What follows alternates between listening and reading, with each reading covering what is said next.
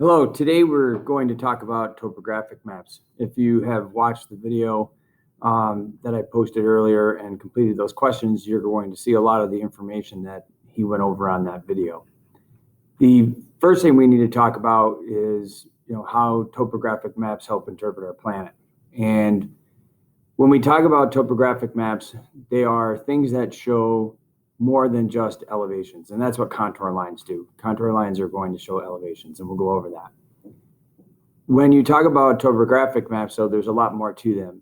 They show the shapes of the land, they show water, bodies of water, they show directions of streams, they show buildings.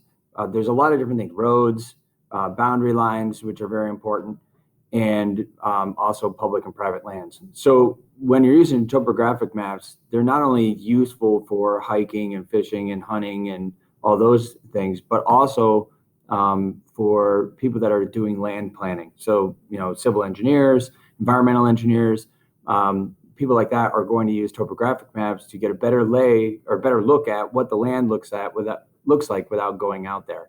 And so a lot of times you'll find, engineers using topographic maps to build things like this school. For instance, when they built the middle school, and when they also put the new fields in the last couple of years in the parking lot, they had to look at topographic maps, and they had to create their own smaller ones called surveys to get a look at what the land looked like prior and what it looks like now. And so, those topographic maps that they used helped out with that process.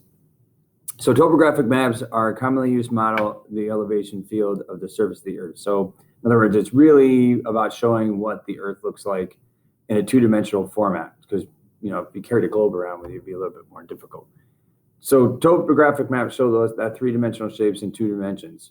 Elevation is usually measured in height above or below sea level, and each line will delineate or represent a different elevation. So like I was talking about, there are natural features on a topographic map, such as mountains, hills, lakes, rivers, and those things can be identified easily. And then you can see if you want to camp near water, if you need water for animals, and so on and so forth, right? Those are things that you can look at. So if I'm purchasing a section of land out in Montana and I need land for my cattle to find water, to maybe graze, right? Those are all different things that I can find out from a topographic map without actually driving out to Montana or flying out to Montana to do that. So it saves money, and it also saves time. There are cultural features, and these are the ones that are created by man.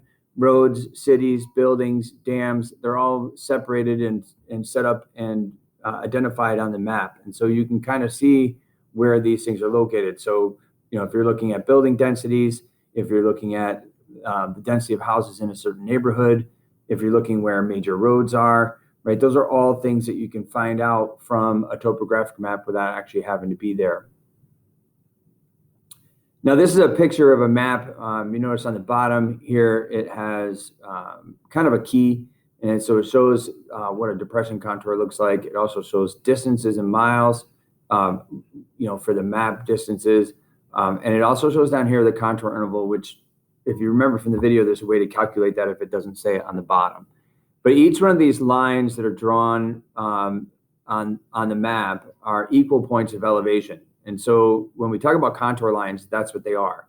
And it's a looped line. If you remember from the video, we discussed circles, right? I call them loops. And the reason why is because they don't really always look like a circle. Sometimes they do, or sometimes they're close, like this depression area down here. But generally speaking, they're loops. So they connect. And the reason why they connect, if you think about it, because there's always going to be that elevation somewhere. So if you're starting at the top of a hill, like here at the Gloversville Middle School, and you work your way down, whether you go down Spring Street or whether you go down Lincoln Street on either side, right? You're always going to hit the next elevation down as you walk. It doesn't matter which way you go down. There will always be that line. So that contour line will make its way all the way around the hill at that elevation. Another way to look at it is if you think about the continents, right? So 0 feet, right, above sea level is right at the edge of the continent. And it goes all the way around the entire continent, all the way around North and South America. and that's always 0 all the way around.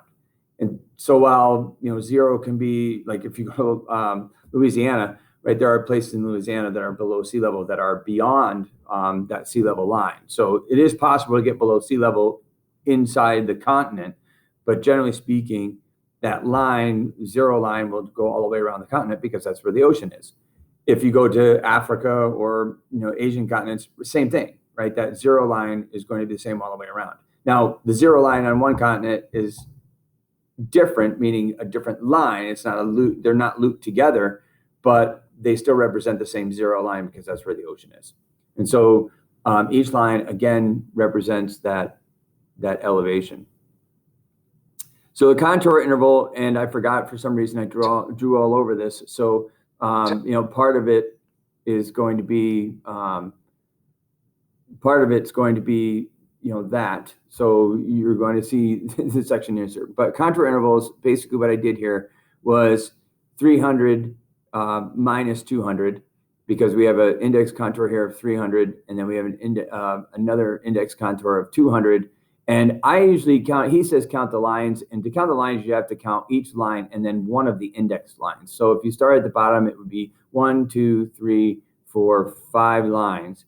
And what I usually do is I count the spaces. It just makes it easier. Most of the time, you know, 90-some% of the time, it's going to be 5 anyway in between index.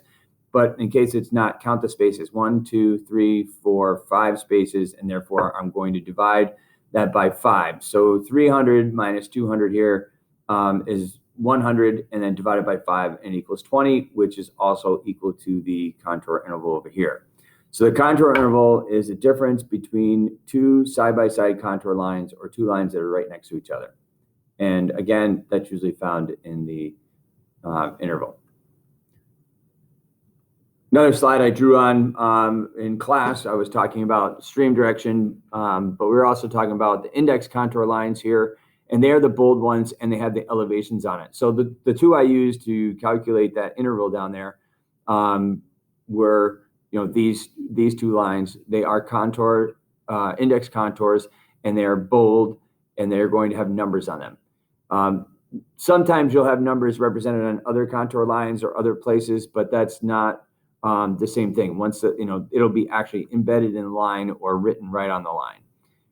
And I was just showing the direction of the stream on this in class, just an added piece, because it's kind of unusual when you have a pond here, and you know, it doesn't. You would think, you know, geez, it's coming out of the pond, but remember, it's the direction that the mouth, right?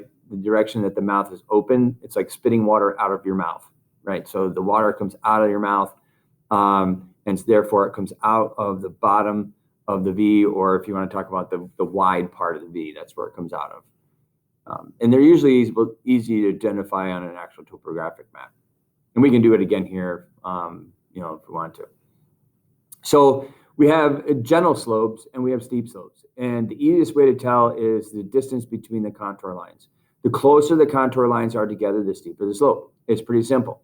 If you think about this, and this was an example I used in fact, I'm going to draw it. So if we use, you know, if you look at a ladder, and the ladder is laying down on its side, right? And here's your rungs. I'm not the best artist. And you have these rungs here. If you think about those as contour lines, in other words, points of elevation. And if you think about climbing a ladder, right? When you climb a ladder up or down, right, you're changing elevation. So when it's laying on the ground, you can see that they're spaced apart. If you take this ladder and you put it up in the air, the distance between the rungs does not change to the best of my ability. It doesn't change. But when you look straight down at this ladder, right? When you look straight down at this ladder, it will appear like these rungs are right next to each other. So in other words, if you know, let me see if I can draw this, but it won't be the best artwork.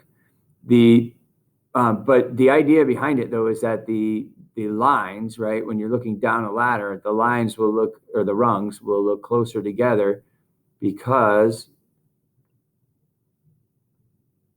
it's going down, and you're looking down at the top, from the top.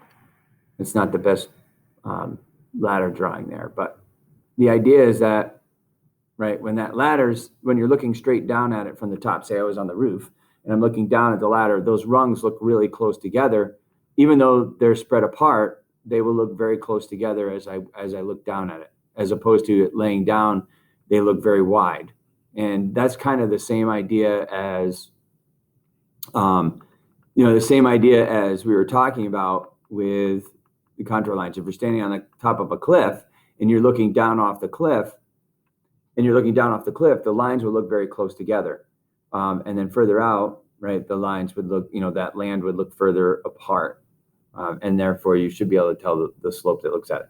Eventually, you'll get to the point where you're looking at a two-dimensional map here, and you can put yourself in a spot on that map and kind of figure out what the lay of the land looks like, and be able to draw it similar to when we talk about profiles. So here's the one that they actually show the stream on, and we were showing the marks on here. It says when a contour lines cross a river, they bend upstream. It says note the river flows in the opposite direction of the contour points. So when we're looking at this, if you notice the V's, right, that are here, right, the V's that are going across, the mouth, right, the mouth or the open end of the V, right, so the open end of the V, this part, right here, right, that points in the direction that the water's going. So in this case, right, looking at this, right, the water is headed towards that pond like I had shown you in the previous slide, but the arrows point uphill, which is a little tricky, but it kind of makes sense when you look at, how the contours run. And so again, right, it's like spitting water out of your mouth, right? When their mouth end is open, that's the spot that you're going to go. That's the spot where the water is going to go to. These are another locations. These are benchmarks. It's a marker that has exact latitude and longitude and elevation of that position. It's labeled on a map as BM or benchmark with an X next to the spot where that actually is. There's a couple here that actually are, on Mount McKinley, and there's one in Disney World Resort. But these are on a lot of the high peaks in the Adirondacks. So when you're hiking, right, look for this. And most of the time, people that are doing the 46 high peaks, they try to put their feet next to it and take a picture so they can show that they were there. And that's the actual top, the highest point, the highest elevated point of that particular area. So you can see Mount McKinley expedition, right, 20,320 feet. And it gives some other information as well. It gives a date when it was up, when they were up there as well. So the next thing on a topographic map that you might find is the depression contours. So if you look at depression contour lines are marked with small lines called hatcher lines or hatch lines, and they are pointed towards the center of the depression. So it allows you to distinguish a hill from a hole. So if you look at this, right, and they were in a circle, you would think, oh, they're going up to a hill. But actually what's happening is it's going down, right, into like a pit, or, sometimes if you have sand pits, like we have the one over in Miko, when they excavate that land out, right, it creates a pit. And the one on Maple Ave is the same. So it creates a pit. And when it does, right, these are marked with a depression. In other words, the elevation keeps going up, up, up, up. And eventually what happens is, right, then it's dug out and it starts going down again. The key thing about this, about depressions, is that you remember that this line, the first line of the depression, is going to be exactly the same as the line leading up to it. So if you look at this index contour is 300, our map interval is still 20. So it's 320, 340. Notice the label of 340 on this line because it is the same. And it's a little bit trickier when you don't have the writing on there, obviously. And in this one, there's actually an index contour in the bottom because you're going back down the 40 feet that you came up. So when you go down that 40 feet, right, you end up with that index contour at the bottom, and that would be back to 300. So 320, 340, 340, 320, 300. And that's kind of the way you read the depression contours. So that's, that's a good part of it as far as what we do with topographic maps. And I'm done for today. Hopefully you're able to get these notes and take them down. And if not, obviously go back and look at the video and get those. And eventually I'm going to have a gizmo that you'll be able to do talking about topographic maps. But for now, the notes are going to be what is due. So make sure you get these completed. If you have not completed previous notes, or if you have not watched that video and completed the questions, please make sure to do so. And if you have any questions about anything, including your grades, please email me. But check your grades to make sure that you don't have any zeros in there. That's absolutely the most important thing. Zeros are going to hurt your grade. So complete the work and have a good day.